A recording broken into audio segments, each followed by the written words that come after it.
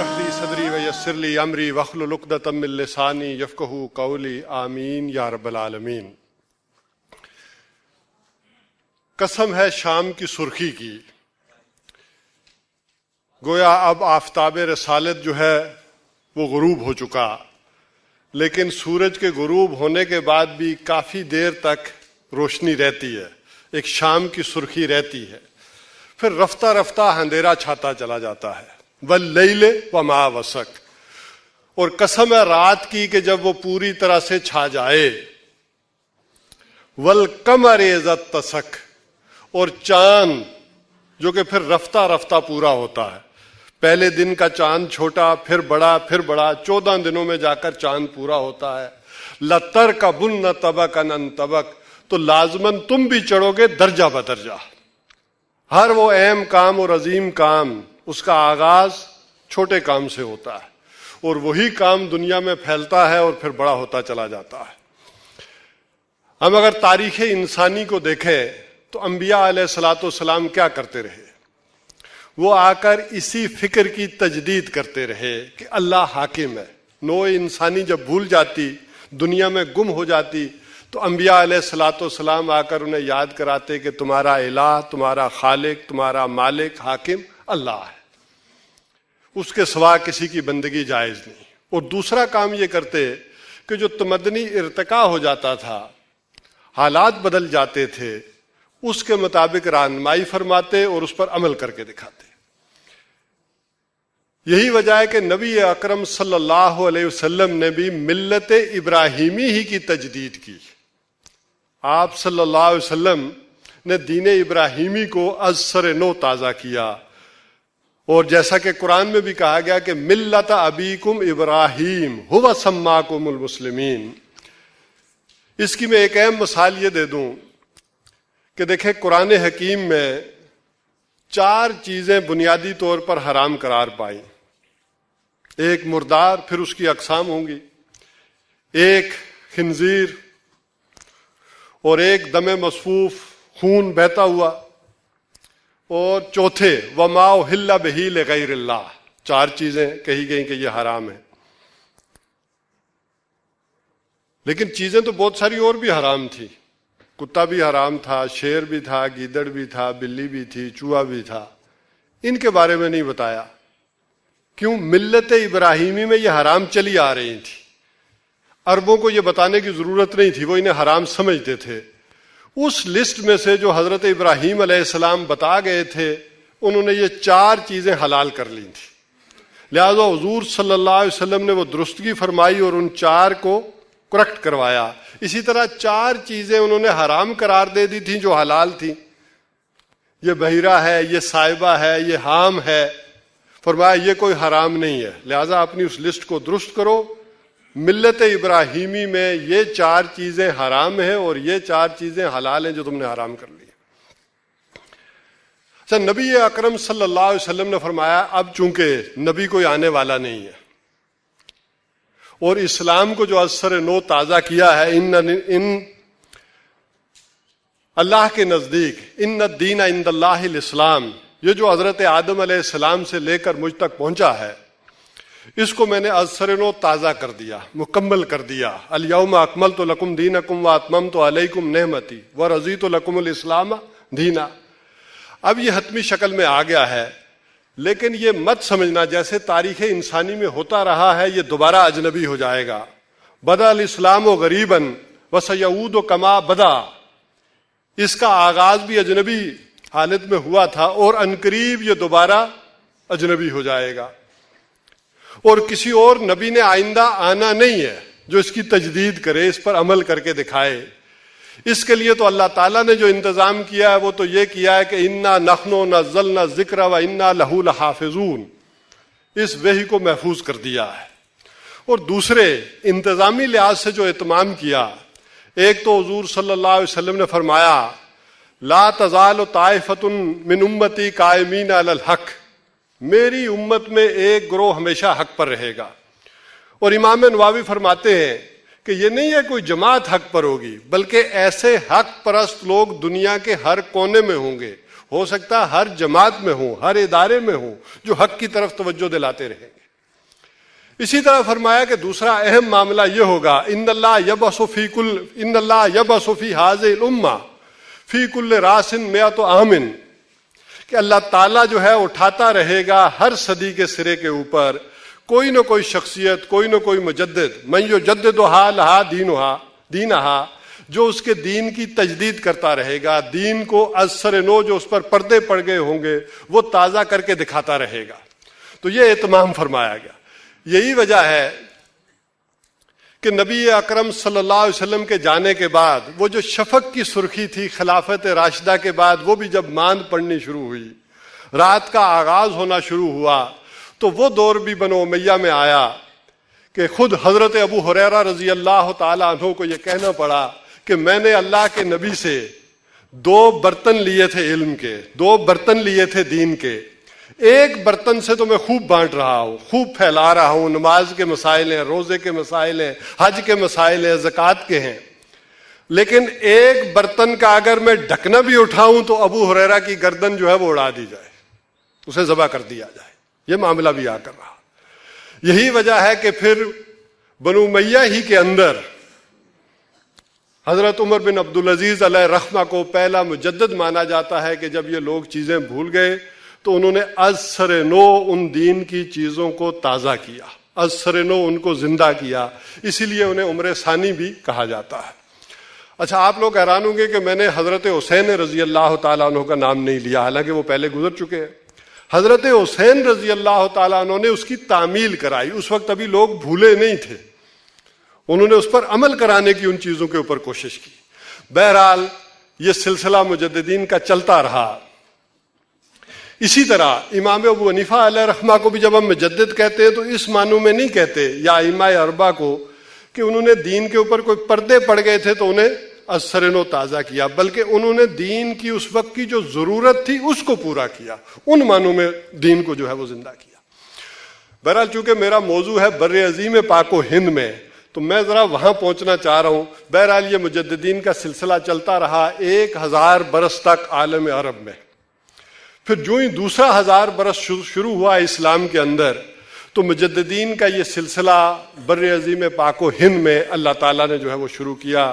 یہی وجہ ہے کہ بلا اتفاق مجدد الف ثانی، ان کا نام ہی یہ پڑ گیا، شیخ احمد سرندی نام تھا لیکن نام پڑ گیا مجدد الف ثانی۔ الف کہتے 1000 کو، ثانی دوسرے 1000 سال کے پہلے مجدد۔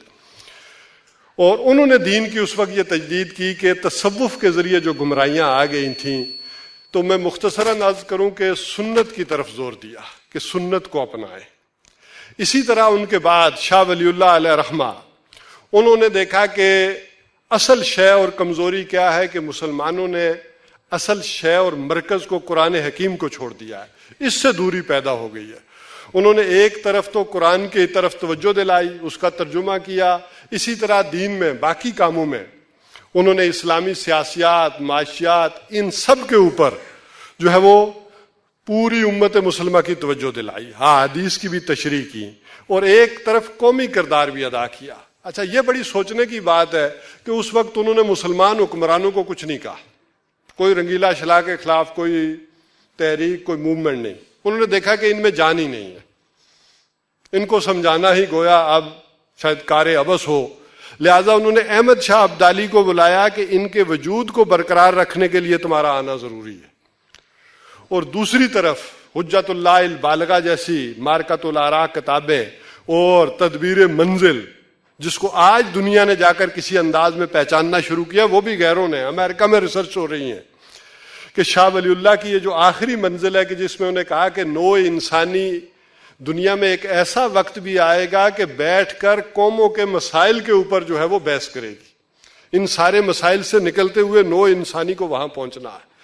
بہرحال شاہ ولی اللہ علیہ رحمہ کی توجہ سے وہ جو روح انہوں نے پھونکی اپنے شاگردوں کے اندر، اس سے سید احمد شہید وہ پیدا ہوئے، اور ان کی کوششیں عملی اعتبار سے جو ہے وہ میدان میں آئیں، لیکن رات اور گہری ہوتی چلی جائی۔ 1857 میں آ کر پورے طور پر وہ عمارت جو نبی اکرم صلی اللہ علیہ وسلم نے تعمیر کی تھی وہ زمین بوس ہو گئی۔ اور اس بات کو بھی سمجھ لیں کہ اس سے پہلے جتنے مجددین تھے ان کا کام جزوی نظر آتا ہے ہمیں. وہ کیوں نظر آتا ہے؟ بالکل ایسے ہی کہ نبی اکرم صلی اللہ علیہ وسلم نے فرمایا کہ یہ جو نبوت ہے یہ ایک قصر کی مانند ہے، یہ ایک بلڈنگ ہے، اور جب میں دنیا میں آیا ہوں آخری نبی کی حیثیت سے تو اس بلڈنگ میں ایک خلا تھا، ایک روشن دان جتنی جگہ خالی تھی، میں نے آ کر اس کو مکمل کر دیا. اب یہ نبوت کی بلڈنگ مکمل ہو گئی ہے، اب نبی کوئی نہیں آئے گا، اور عملاً بھی تمہارے سامنے اس کا مظاہرہ کر دیا ہے. لہذا اس بلڈنگ میں کہیں دراڑ آئی، کہیں خراش آئی، کہیں کوئی کمزوری آئی، تو ان سارے مجددین نے کیا کیا کہ اس کو ریپیئر کرنے کی کوشش کی، اس کو مضبوط کرنے کی کوشش کی. لیکن 1857 میں آ کر حالات بالکل بدل گئے. وہ نبی اکرم صلی اللہ علیہ وسلم نے جو عمارت تعمیر کی تھی وہ ہوتے ہوتے ہوتے اس کا قانونی حصہ بھی جو تھا، علامتی حصہ بھی تھا، وہ بھی زمین بوس ہو گیا. یہی وجہ ہے کہ شاہ یعنی مولانا حالی نے اس پر جو مرثیہ کہا کہ پستی کا کوئی حد سے گزرنا دیکھے، اسلام کا گر کر نہ ابھرنا دیکھے. یعنی اس قدر زوال ہے کہ 1400 برسوں میں مسلسل یہ بلڈنگ گرتی چلی آئی اور یہاں تک گر گئی ہے کہ اب کوئی پستی کا حد سے گزر نہ دیکھے تو ہمیں دیکھ لے کہ ہم کس پستی سے دو چار ہیں. مانے نہ کوئی کہ مد ہے ہر جزر کے بعد دریا کا ہمارے جو اترنا دیکھے. اور پھر انہوں نے دعا کی کہ اے خاصہ خاصان رسل، وقت دعا ہے، امت پہ تیری آ کے عجب وقت آ پڑا ہے. وہ دین جو بڑی شان سے نکلا تھا وطن سے، پردیس میں وہ آج غریب الغربا ہے. وہ بات جو حضور صلی اللہ علیہ وسلم نے کہی تھی، بدا الاسلام و غریباً وسیعود و کما بدا، وہ پورے طور پر آ کر 1857 کے ایڑے گیڑے میں وہ مکمل ہو گئی، غریب الغربا ہو گیا تھی. بہرحال اب جو ضرورت تھی تجدید کی وہ اس نوعیت کی تھی کہ وہ ہماگیر ہو، ہماجیتی ہو اور بھرپور ہو، وہ سارے ہی پہلوؤں کا احاطہ کرے. اس انداز میں شروع ہو، چونکہ اب علامت بھی باقی نہیں رہی تھی دنیا میں. اس حوالے سے علامہ اقبال کی شخصیت بر عظیم پاک و ہند میں بڑی اہم شخصیت ہے. اللہ تعالیٰ نے انہیں دنیا داروں میں سے اٹھایا اور جس نو سے انہوں نے اسلام کی تجدید کی. ایک طرف تو انہوں نے یورپ میں جو ترقی ہو چلی تھی، اس وقت جو وہ غلبہ حاصل کر رہے تھے، اس کا اعتراف کیا کہ یورپ کے اندر اس وقت جتنی بھی ترقی ہے اس کی روح میں قرآن کار فرما ہے، کہ قرآن نے اصل میں انسان کو یہ سبق دیا، ان السمع والبصر والفؤاد کل اولئک کان عنہ مسئولا، کہ سوچو، غور و فکر کرو، تجربات کرو اور اس تجربات کے اوپر اپنی زندگی کی بنیادیں رکھو. اسی طرح الہیات اسلامیہ کی تشکیل جدید کی، یہ اہم کام، اس طرف جو ہے وہ بڑے ہیں علامہ اقبال. یعنی یہ ما بعد الطبیعتی حقائق، الہیات اسلام کی یہ جو تعبیریں افلاطون کی عالم امثال کی دلدل میں گم ہو گئی تھیں یا ارسطو کی منطق کی بھول بھلیوں میں گم ہو گئی تھیں، انہیں نکال کر علامہ اقبال نے کہا کہ آج کا انسان ان الہیات کو آج کے جدید علوم پر، سائنس کے علوم پر سمجھنا چاہے گا. اب دنیا سے فلسفے کا دور ختم ہوا، منطق کا دور ختم ہوا، اب لوگ سائنسی حقائق کے ذریعے سے چیزوں کو سمجھنا چاہیں گے. لہذا جدید علم ریاضی، سائیکالوجی، اسٹرونومی اور طبیعت، ان کی چیزوں کے اوپر جو ہے وہ اس کی بیس رکھی جائے گی اور اس کا ایک آغاز کیا ریکنسٹرکشن کی صورت میں. اچھا، دوسری طرف فرمایا کہ یہ دنیا میں جو حقوق کا تصور آیا ہے، یہ آزادی کا تصور آیا ہے، یہ ویلفیئر سٹیٹس دنیا میں وجود میں آئی ہیں، تو یہ کہاں سے آئی ہیں؟ کہا یہ بھی اصلاً محمد الرسول اللہ صلی اللہ علیہ وسلم سے دنیا نے مستعار لی ہیں، یہ چیزیں وہاں سے سیکھی ہیں. یہ حقوق کا تصور حضور صلی اللہ علیہ وسلم نے آ کر دنیا میں دیا ہے. یہی وجہ ہے کہ انہوں نے کہا ہر کجا بینی جہان رنگ و بو، آنکھ از خاکش بروید آرزو، ز نور مصطفیٰ او بہاست، یا ہنوز اندر تلاش مصطفیٰ است. جہان میں جہاں کہیں بھی نیکی، بھلائی، خیر، خوبی نظر آ رہی ہے، یہ کہاں سے ہے؟ یہ محمد رسول اللہ صلی اللہ علیہ وسلم سے ہے۔ اور جہاں کوئی کمی کوتاہی ہے، اچھا یہ آرزو کس نے دی اس حقوق کی، ان ویلفیئر اسٹیٹ کی؟ یہ آرزو بھی محمد رسول اللہ صلی اللہ علیہ وسلم نے دی۔ اور کہیں اگر کمی اور کوتاہی ہے تو یہ ہنوز اندر تلاش مصطفیٰ ہے۔ تو یہ باتیں کرنے کے بعد انہوں نے یہ نہیں کہ اس سارے یورپین نظام سے اور چیزوں سے متاثر ہو گئے، بلکہ اس پر کڑی تنقیدیں بھی کی جو ان کی خرابیاں تھیں۔ انہوں نے کہا کہ عمرانی علوم میں دو بڑی خرابیاں یورپ نے کر دی ہیں جس کا نوع انسانی کو خمیازہ بھگتنا پڑے گا، ایک سیکولرزم اور دوسرے نیشنلزم۔ علامہ اقبال نے کہا کہ یہ جو سیکولرزم کی بنیاد رکھ دی ہے انہوں نے، اس بنیاد پر نوع انسانی تباہی سے دوچار ہوگی۔ یہ جو انہوں نے پرسنل لائف اور پبلک لائف کو علیحدہ کر دیا ہے، اجتماعی زندگی کو دین سے علیحدہ کر دیا ہے۔ بہرحال یہ چیزیں انہوں نے شاعری میں زبردست انداز میں کی کہ ہو دین سیاست سے جدا تو رہ جاتی ہے چنگیزی، یہ اسی معنوں میں کہا کہ یہ تم نے کیا کر دیا ہے، یورپ والوں سے کہا اس ترقی کے اندر۔ اور ہم نے خود پہنایا ہے شاہی کو، ہم نے شاہی کو خود پہنایا ہے جمہوری لباس، جب آدم ہوا ہے ذرا خود شناس و خود نگر۔ اس کے اندر حقوق کا تصور ابھرا تو ہم نے کیا کیا؟ وہ جو منو اور ٹنو گندگی ایک فرعون اور نمرود کے سر پر رکھی ہوتی تھی، اب تولا تولا ماشا ماشا حاکمیت کا تصور دے کر ہر انسان کے سر کے اوپر لاد دی گئی اور رکھ دی گئی۔ اور اس کا نتیجہ یہ نکلے گا کہ تمہاری تہذیب اپنے خنجر سے آپ ہی خودکشی کرے گی، جو شاخ نازک پہ آشیانہ بنے گا ناپائیدار ہوگا۔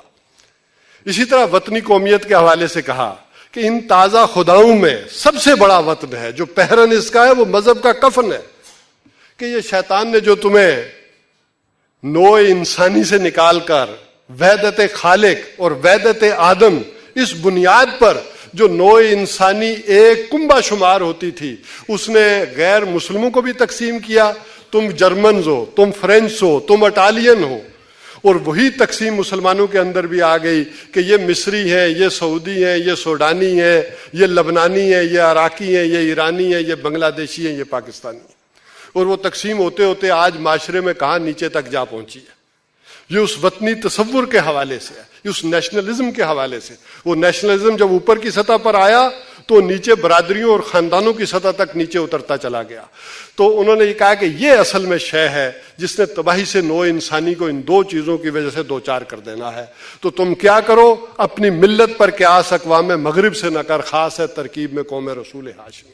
اور اسی سلسلے میں انہوں نے پھر نبی اکرم صلی اللہ علیہ وسلم کے اس طریقے کو شاعری کے اندر بھی واضح کیا۔ با نشہ درویشی در ساز و دمادم زن، چوں پختہ شوی خود را بر سلطنت جمزن، کہ دیکھو پہلے صبر کے ساتھ جھیلو، ان چیزوں کو سیکھو، اور پھر اس کے بعد جب پختہ ہو جاؤ، مضبوط ہو جاؤ، بنیادیں مرصوص ہو جاؤ، تو پھر اس نظام کے ساتھ جا کر ٹکرا جاؤ۔ تو یہ چیزیں تھیں جو انہوں نے واضح کی۔ اور ایک طرف ابھی آپ نغمہ بھی سن رہے تھے، نوجوانوں کو ابھارا، کبھی یہ نوجوان مسلم تدبر بھی کیا، تو انہیں ابھی آپ نغمہ سن رہے تھے۔ تو یہ ان کا دینی اعتبار سے پہلو تھا کہ جو انہوں نے اس پورے فکر کی ایک تجدید کی اور از سر نو دنیا کے سامنے لایا، اور پوری دنیا نے ان سے رہنمائی حاصل کی۔ یہ تو ہماری بدبختی کہہ لیں، کم نصیبی کہہ لیں کہ ان کا وہ مقام اب یہاں نہیں رہا۔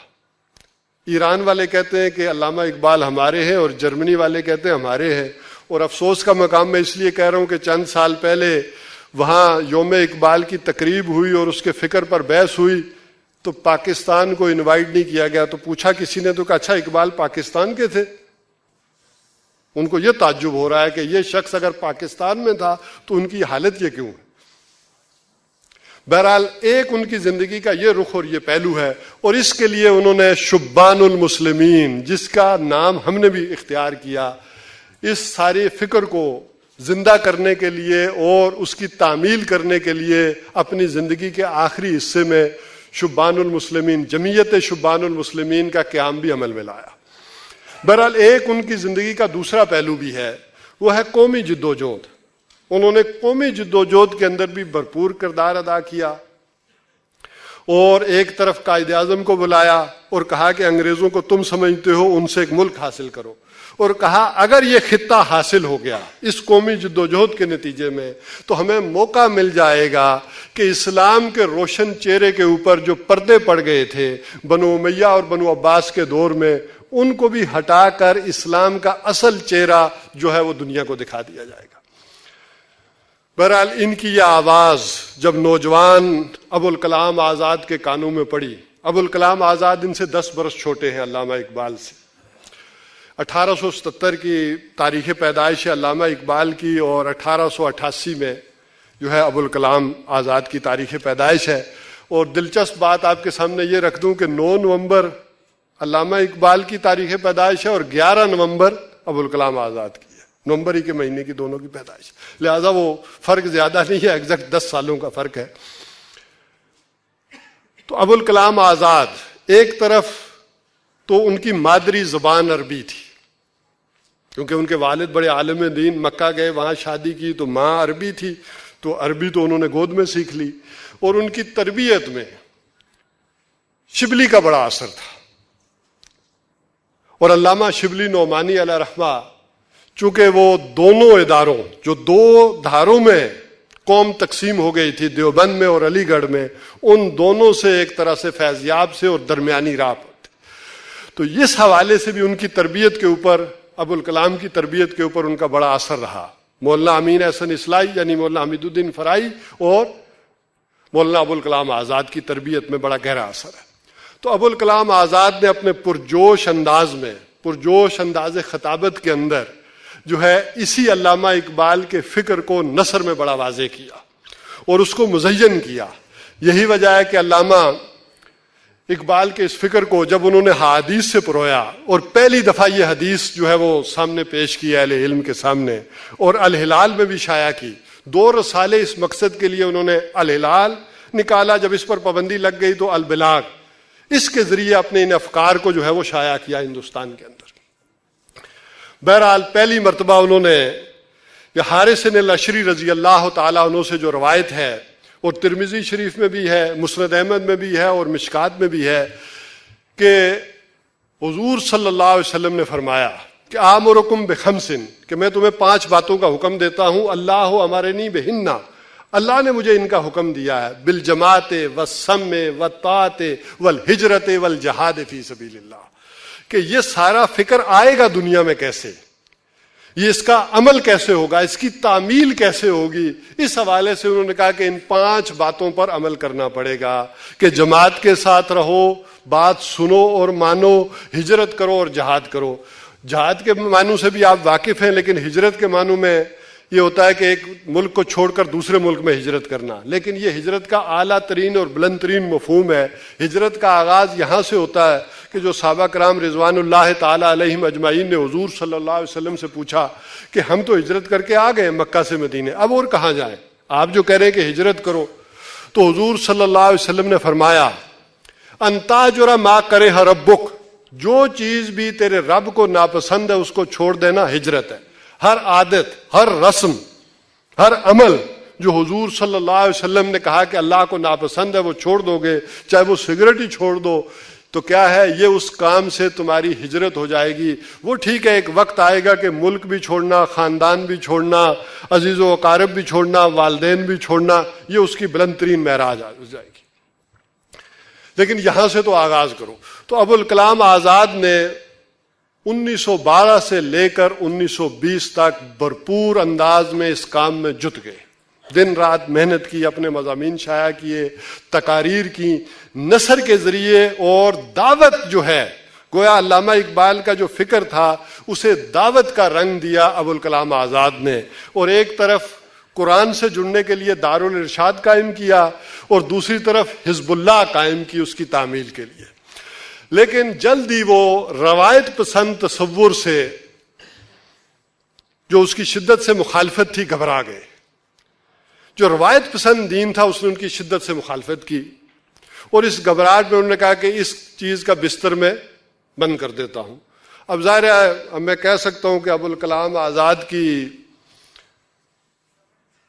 خوش نصیبی نہیں تھی، ورنہ اس وقت اگر عمران خان ہوتے تو انہیں کہتے گھبرانا نہیں ہے، ہمارے پاس تو موجود ہے نا، وہ کہتے کہ گھبرانا نہیں ہے، تو وہ ابوالکلام کو بھی سمجھاتے کہ آپ گھبرائیں مت، اس کام کو جاری رکھیں، کہ روایت پسندی تو اسی طرح سے مخالفت کرتی ہے۔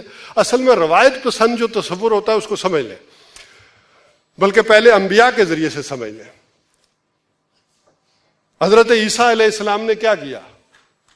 انہوں نے آ کر بنی اسرائیل کو کہا کہ میں ساری بات تم سے وہی کر رہا ہوں جو حضرت موسیٰ علیہ السلام کر رہے تھے۔ Don't think I come to destroy law, ہرگز مت یہ گمان کرنا کہ میں شریعت موسوی کو ساقط کرنے آیا۔ لا آف موزز تم پر اسی طرح جاری و ساری رہے گا۔ لیکن ہوا کیا؟ وہ لا آف موزز انہوں نے انہی کے اوپر اپلائی کر دیا، روایت پرستی نے انہی کے اوپر کر دیا، اور ایک نبی نے بھی جب اس قوم کو دین کا اصل چہرہ دکھایا تو وہ اتنا اجنبی ہو چکا تھا کہ انہیں اجنبی اتنا لگا کہ انہوں نے وقت کے پیغمبر کو اپنے بس پڑتے اسی شریعت کو استعمال کرتے ہوئے ٹانگنے کی کوشش کی، اپنے طور پر تو کی۔ تو یہ فرق پڑ جاتا ہے۔ اصل میں روایت پرستی کا معاملہ یہ ہوتا ہے کہ جو ایگزسٹنگ سسٹم ہوتا ہے اسے اکاموڈیٹ کرنا، اسے سہولت مہیا کرنا تاکہ اسے پرابلم نہ ہو۔ اس کی زندہ مثال اپنے زمانے میں دیکھ لیں، یا داؤد علیہ السلام کے زمانے میں مچھلیاں پکڑنے سے لے کر آج تک یہ دیکھ لیں کہ کیا ہے، سود کا نظام ہے، دنیا میں جاری ہے۔ ایک جو احیائی تحریک ہوتی ہے وہ سود کو جڑوں سے اکھاڑنا چاہتی ہے، لیکن جو روایت پسندی ہوتی ہے وہ کیا کرتی ہے؟ اس سود کو کیسے اکاموڈیٹ کرے، بے مرابعہ کے ذریعے کرے، کسی اور طریقے سے کرے، تغافل کے ذریعے سے کرے، قسطوں کے نظام کے ذریعے، کوئی نہ کوئی حل ڈھونڈ کر نکالا جاتا ہے، اور وہ اسی انہی اصولوں کے تحت ہوتا ہے۔ البتہ اس سے دین کی روح جو ہے وہ نکل کھڑی ہوتی ہے۔ تو بہرحال یہ جو تصور تھا روایت پسندی کا تصور، اس کی مخالفت سے گھبرا کر مولانا ابوالکلام آزاد نے یہ کام چھوڑ دیا اور نے کہا کہ میں صرف اب قومی جد و جہد کروں گا۔ انہوں نے اس دین کے کام کو خراب نہیں کیا، بلکہ کہا یہ کام اصل کرنے کا یہی ہے، لیکن یہ اس وقت فیزیبل نہیں ہے، میں اب قومی جد و جہد میں شریک ہوتا ہوں، اور کانگریس میں چلے گئے۔ یہی وجہ ہے کہ نوجوان ابوالعلا مودودی علیہ رحمہ نے ان کو ان کی زندگی میں مرحوم قرار دے کر اس کام کا آغاز کیا۔ انہی کے جو مضامین تھے وہ اکٹھے کیے، انہی کے نثر پارے وہ جمع کیے، اور 1923 میں بلکہ خود اپنی عمر جس وقت ان کی 24 سال تھی، ایک نوجوانی کا جوش اور جذبہ تھا، وہ ساری چیزیں جمع کر کے الجہاد فی الاسلام کے نام سے شائع کی۔ مولانا مودودی علیہ رحمہ میں چونکہ بڑی مستقل مزاجی تھی، محنت کا بڑا مادہ تھا، انہوں نے تحقیق، جستجو اور مستقل مزاجی سے اس فکر کو آگے بڑھایا اور جماعت اسلامی کا قیام جو ہے وہ عمل میں لایا۔ بہرحال اس میں زیادہ بات کرنے کی ہمیں ضرورت نہیں ہے، چونکہ جماعت اسلامی اس وقت پوری دنیا میں ایک احیائی تحریک کے نام سے جانی پہچانی شے ہے۔ البتہ دو چیزیں مولانا مودودی نے باقی چیزوں کو چھوڑ کر سب سے زیادہ اپنا ہدف نظام کو بنایا، اس کے متعلق تشریحات کی، تو دو چیزیں اس سے رہی ہیں۔ ایک الہیات اسلامیہ کی تشریح، جو علامہ اقبال نے کام کیا تھا اس طرف انہوں نے کوئی توجہ نہ دی، بلکہ سارے کا سارا زور نظام کی تبدیلی پر لگایا۔ اور دوسرے آخری مراحل کہ انقلاب کا آخری مرحلہ کیا ہوگا، اس کی بھی کوئی زیادہ تشریح نہیں کی، زیادہ وضاحت نہیں کی۔ شاید اس وقت انگریز کا دور تھا یا کس وجہ سے نہیں کی، کس مصلحت کے تحت نہیں کی۔ بہرحال ان دو کمیوں اور کوتاہیوں کا ایک نتیجہ بھی نکلا، خاص کر اس آخری مراحل کی تشریح نہ ہونے کی وجہ سے۔ وہ انتخابات کی جب دلدل میں گئے تو انہی کی عمر کے برابر، جس عمر میں انہوں نے کام شروع کیا تھا، یہ اللہ کی حکمت ہے، اسی عمر میں ڈاکٹر اسرار کو اللہ نے توفیق دی اور انہوں نے از سر نو اس فکر کو جو ہے وہ اٹھایا، اور دونوں کام جو تشنا رہ گئے تھے ان کو پورا کیا۔ ایک طرف انہوں نے الہیات اسلامیہ کی تشریح کا از سر نو کسی حد تک جدید انداز میں کام شروع کیا اور نظریہ ارتقاء پر گفتگو کی، ڈارون کے فلسفے کو کس انداز میں کہ دین ریجیکٹ کرتا ہے اور کون سی چیزیں جو ہے وہ صحیح رکھتا ہے اس کی وضاحت کی۔ اسی طرح وحدت الوجود، اس کو از سر نو آج کے دور کے لحاظ سے جب واضح کیا۔ یہی وجہ ہے کہ جب روایت پسندی نے بھی اس چیز کی مخالفت کی اور خود تنظیم اسلامی نے بھی یہ کہہ کر جان چھڑائی کہ یہ ان کی علمی آراء ہیں، اس سے ہمیں کوئی بحث اور کوئی سروکار نہیں ہے، اس کام کی اس کو اہمیت کو سمجھ ہی نہ سکے. اور دوسری طرف ڈاکٹر صاحب نے منہج انقلاب نبوی کو واضح کیا. ان آخری مراحل کو، تعمیل کے جو آخری مراحل تھے، ان میں ایک ایک سٹیپ کو کس شاندار انداز میں مزین کیا اور وضاحت کے ساتھ اور مثالوں کے ساتھ جو ہے وہ اس کو پیش کیا. تو یہ اچیومنٹس تھی. لیکن ان کے بعد جب تنظیم اسلامی نے ان سے کنارہ کشی اختیار کر لی، ظاہر ہے یہ کوئی اتنا آسان کام نہیں تھا. یہ جیسے میں نے کہا کہ ہماجیتی فکر ہے.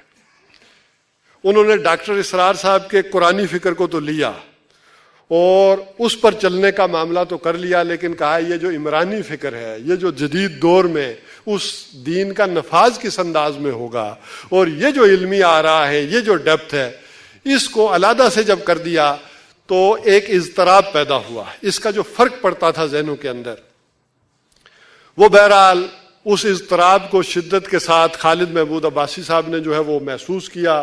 اور جن جن لوگوں کے اندر بھی وہ اضطراب موجود تھا اور وہ محسوس کر رہے تھے، حساس جو لوگ تھے، انہوں نے محسوس تو ہو رہا تھا ہمیں بھی کوئی نہ کوئی گڑبڑ ہے، کوئی نہ کوئی مسئلہ تو ہے. وہ پہلے سی بات نہیں ہے، وہ پہلے سے حالات نہیں ہے. وجہ کیا ہے؟ کیوں سست روی کا ہم شکار ہیں؟ کیوں جمود کا ہم شکار ہوتے چلے جا رہے ہیں؟ تو اس کی وجہ کیا ہے؟ اس کو زبان دی پھر خالد محمود عباسی نے، اور ان کے ساتھ پھر ہم اکٹھے ہوئے.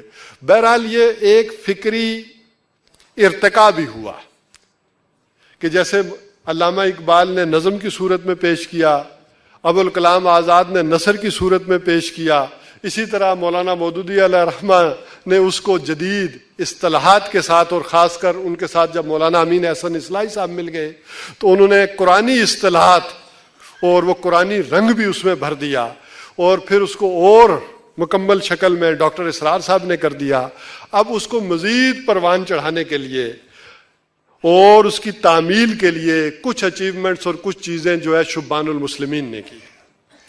ایک تو آپ نے وہ ظہر کی نماز سے پہلے خالد صاحب سے سن ہی لیا تھا کہ وہ فرق کیا ہو گئے. ان فرقوں کو میں اس وقت بیان نہیں کر رہا، لیکن جو دو چیزیں رہ گئی تھیں وہ میں بیان کر دیتا ہوں. ایک اجتماعی عمارت کا تصور دیا کہ یہ جب ایک فرد کے ہاتھ میں باغ دوڑ ہوتی ہے تو اس کو ڈیل کرنا اور اس کو ڈی ٹریک کرنا آسان ہوتا ہے. تو یہ ایک اجتماعی تصور جو ہے وہ دیا کہ سارے مل کر کس انداز میں فیصلہ کریں. یہ ایک نئی بات تھی اور یہ آج کے ان جدید تقاضوں کے تحت تھی. دوسرا جیسے بیعت ہو، دوسری چیزیں ہوں، ان کو اپنے اصل مقام پر رکھا کہ جو زور دے کر جو ہے وہ پہلے سے کر لی گئی تھی. اور ایک اور اچیومنٹ یہ کی کہ مرکزی سطح پر بیت المال نہیں ہوگا. یہ بڑے فتنے کا سبب بنتا. جہاں دودھ ہو وہاں مکھیاں آ ہی جاتی. تو لہذا کہا کہ مرکزی سطح پر ہم کوئی اثاثے نہیں بنائیں گے، کوئی مال نہیں جمع کریں گے. البتہ ضرورت کے تحت جب بھی کسی ایونٹ میں کوئی ضرورت پڑے گی تو اپیل کریں گے، جو آ گیا جتنا آ گیا اس کے مطابق ہم اپنا پلان کریں گے، اپنا کام کریں گے. اضافی سرمایہ اور اس طرح کا مرکزی نظام ہم نہیں رکھیں. تو یہ ایک اچیومنٹس تھی کہ جو اس وقت ہوئی. اور دوسرے ایک عملی مظاہرے کے طور پر آپ کے سامنے رکھ دوں، جتنا بھی میرا تھوڑا سا مطالعہ ہے اور تجربہ ہے تحریکوں میں رہنے کا، میں نے یہ محسوس کیا ہے آج کے اجتماع میں کہ وہ سفر جو احیائی تحریکوں نے تاریخ میں 20-30 سال میں کیا ہے، اللہ تعالیٰ نے وہ سفر شبان المسلمین کے ذریعے 1 سال میں طے کروا دیا. چونکہ میں جماعت اسلامی میں بھی رہا، پھر تنظیم اسلامی میں، نہیں تو میں نے بڑا عرصہ وہاں بھی دیکھا کہ کتنے سالوں میں بھی 200 یا 300 آدمی جمع نہیں ہو سکے تھے. خود جب جماعت کا آغاز ہوا یا ڈاکٹر صاحب نے آغاز کیا تو 100 سے کم ہی تعداد تھی، 70-75 کے لگ بھگ ہی تھی دونوں کی، اور کئی سالوں میں جا کر کوئی 200 یا 300 آدمی ہوئے. تو یہ بھی اندازہ ہو رہا ہے کہ آئندہ دنیا میں کیا ہونے والا ہے، کس تیزی سے معاملات آگے بڑھنے والے ہیں.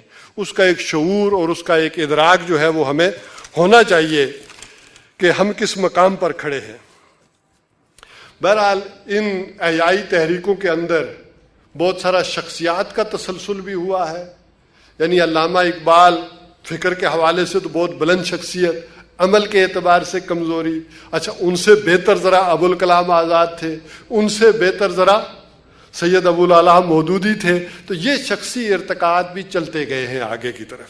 اسی طرح ان کی اولادوں پر بھی نظر دوڑائیں تو وہ بھی میں سمجھتا ہوں کہ وہ بھی ارتقائی منازل طے کرتے ہوئے آگے ہی کی طرف بڑھیں گے, اور وہ قافلہ جس کا آغاز وہاں سے ہوا ہے وہ بھی آگے کی طرف بڑھتا ہوا نظر آتا ہے. بہرحال اس حوالے سے جو آپ لوگوں سے اپیل کرنی تھی وہ علامہ اقبال ہی کے الفاظ میں کہ بیعت کار ای امت بسازیم, بیعت کار ای امت بسازیم, آؤ سارے مل جل کر اس وقت کے اس تقاضے کو ہم سمجھیں, اور آؤ سارے مل جل کر امت کی اس بگڑی کو بنائیں. یہ جو دین جو ہے غریب الغربا ہو گیا ہے اس کو از سر نو تازہ کریں. یہ دنیا کی ضرورت ہے, یہ دنیا کی ڈیمانڈ ہے. اور کمارے زندگی مردانہ بازیں, اور زندگی کا یہ جو جوا ہے اللہ نے یہ جو زندگی دی ہے یہ مردوں کی طرح کھیلیں, مردوں کی طرح میدان میں آئیں. اور چنان عالم اندر مسجد شہر, یہ ذرا روایت پسندی کی طرف بھی بات چلی جاتی ہے. چنان عالم اندر مسجد شہر, اور اس فکر کا اتنا درد ہو, اتنا انسان اندر اس فکر کو محسوس کرے, اس درد کے ساتھ چنان عالم اندر مسجد شہر, مسجد شہر کی جو مسجد ہے اس کے اندر جا کر اس دین کی اتنی گریہ زاری کریں, اس انداز سے پیش کریں کہ درے دیلے سینہ ملا گدازیم, کہ مسجد کے جو مولوی صاحب ہیں ان کے دل میں بھی یہ تڑپ پیدا ہو جائے, ان کے اندر بھی اس دین کے لیے نرمی پیدا ہو جائے. یہ ایک دعوت کا انداز ہے. باقی جو احباب آئے ہیں ان کے لیے ایک دنیاوی اعتبار سے ایک شعر عرض کرتا ہوں کہ سیر ہونے کو آئی ہے ستارے ڈوب جائیں گے, سیر ہونے کو آئی ہے تارے ڈوب جائیں گے, وہ طوفان اٹھنے والا ہے کہ ساحل ڈوب جائیں گے. دنیا کو ایسے لگ رہا ہے معاملہ, وہ طوفان اٹھنے والا ہے کہ ساحل ڈوب جائیں گے. میری مانو بیچ منجدار چلو, میری مانو بیچ منجدار چلو, کنارے پہ جتنے کھڑے ہیں سارے ڈوب جائیں گے. تو اسی بات کے ساتھ میں اختتام کرتا ہوں. اقول قولی ھذا واستغفر اللہ لی ولکم ولسائر المسلمین.